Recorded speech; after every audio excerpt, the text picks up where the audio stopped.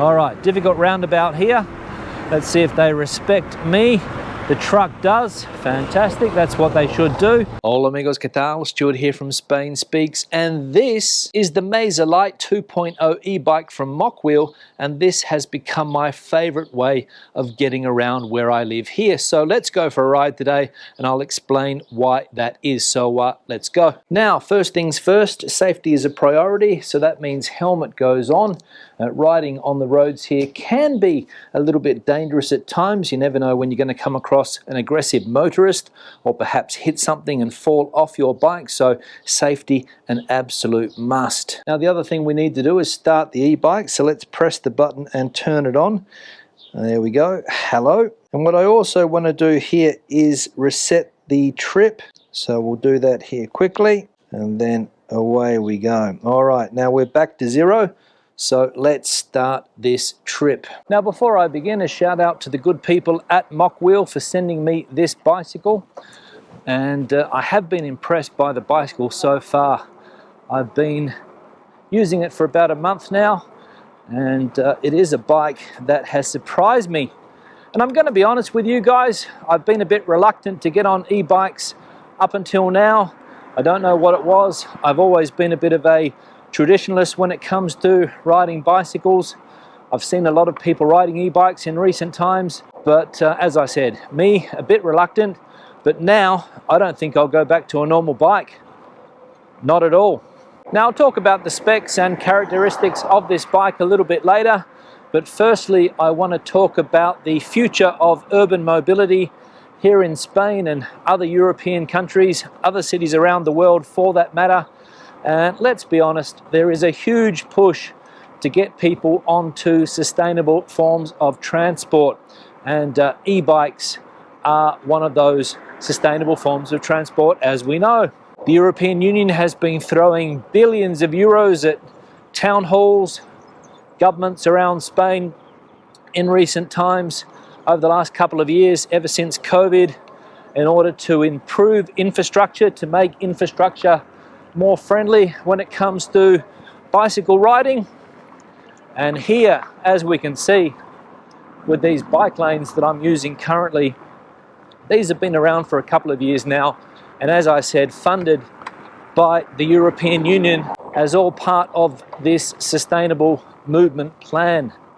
Get people onto eco-friendly forms of transport, whether it be electric cars, whether it be e-scooters, whether it be normal bikes, whether it be e-bikes.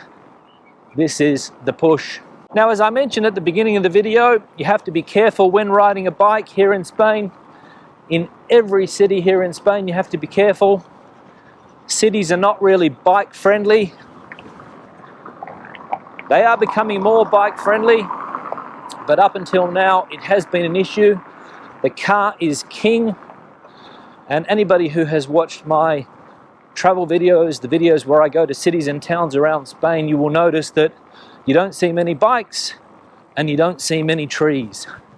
But hopefully things will change. I'm a big fan of this type of transport, bikes in particular. I've always been riding bikes.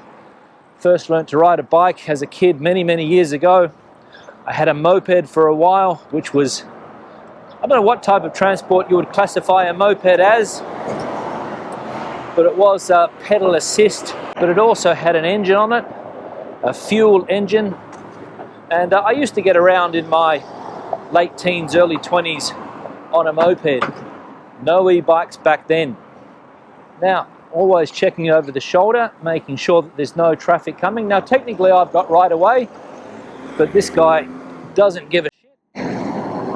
And that's one of the issues here. People don't know the rights of cyclists. Cyclists have priority on all roads, over cars, over motorcycles, over everything except for pedestrians. Now this is the first uphill. And as you can see, e-bikes just make it so easy to get up a hill. Again, look over your shoulder just to make sure that it's okay. All right, now first obstacle. We've got somebody blocking the bike lane here. So I'll have to Go around. Yeah, so that's obstacle number one. And you'll often see people parked in the bike lanes, couriers, transport workers, don't care. They park here in the middle because for them it's easy. Now what I will say, and I touched on this at the beginning of the video, is sometimes motorists can be a bit aggressive towards cyclists, especially when you come to these roundabouts here. Partly it's ignorance, partly it's arrogance, but people sometimes prefer not to have people riding cycles. We've also got people walking in these bike lanes as well. So you get people parking in them, people walking in them, and just generally people not respecting the space. But you have to live with it, right? Now, some of the characteristics of this e-bike. Firstly, I'll talk about the weight. It's a heavy bike, it's around 27 kilos. The battery weighs around 6 kilos, so quite heavy. So it's not the lightest bike going around. A characteristic that I love about this bike is that it is really comfortable. The seat is fantastic. I love the seat. It's not one of these hard seats that you get on a racing bike or a road bike or a mountain bike. It's a comfortable seat made for commuting, and it makes getting around really, really easy and comfortable, as I said. Now, one of the most important characteristics of an e-bike is the range that you're going to get with the battery.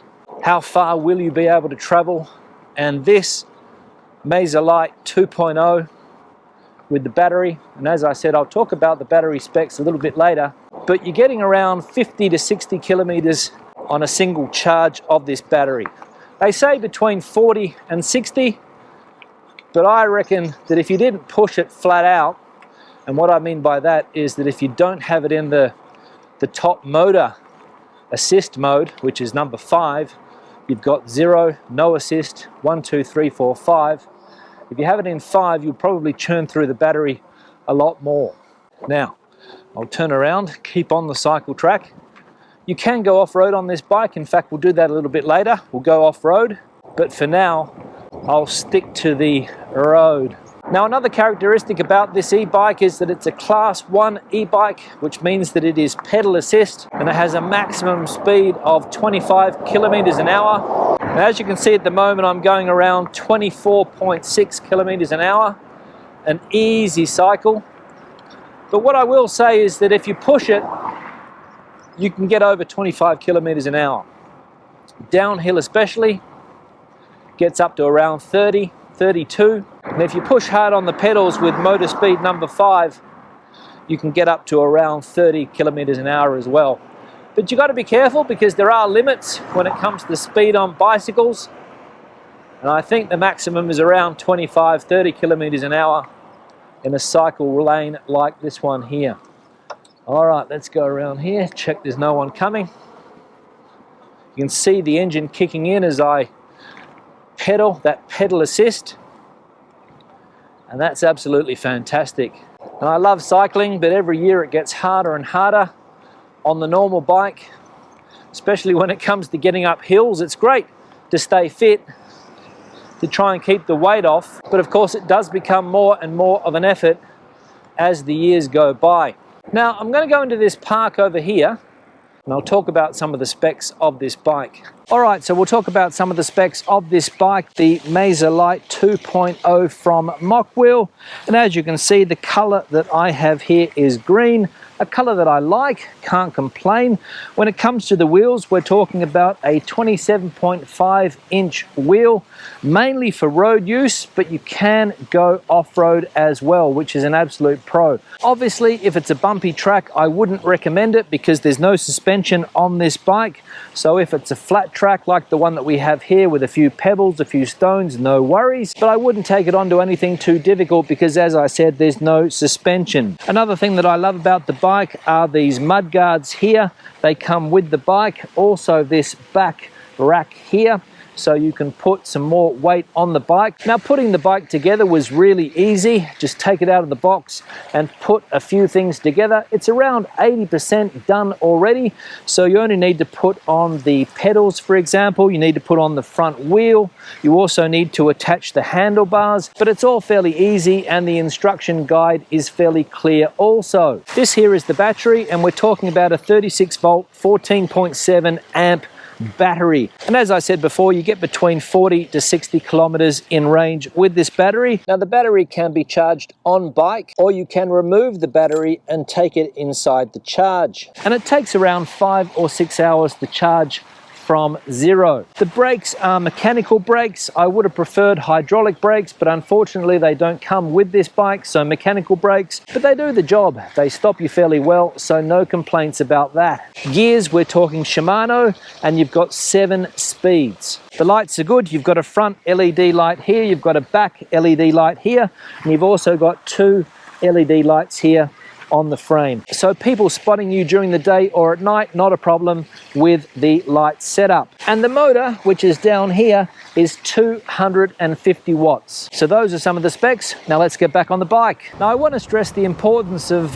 getting around for over 55s, and I reckon a bike like this is absolutely perfect, especially if you're in one of these cities here in Spain where the public transport system's not too good. Maybe you're a little bit far away from public transport, you're living in one of these urbanizations and you want to be able to get into town, down to the shops quickly, effectively, and also ecologically friendly, then this means of transport here, this e-bike, is absolutely fantastic. And of course, Mokwheel, the makers of this particular e-bike, have done a fantastic job. And this particular e-bike is not all that expensive. In fact, I think currently it's retailing for under €1,000, so I reckon that's a bargain.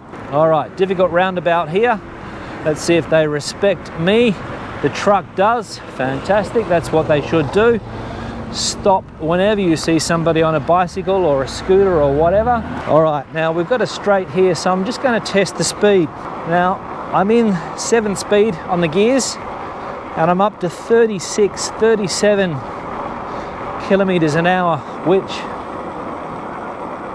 I think is illegal. So I'm going to get back down to the required speed limit.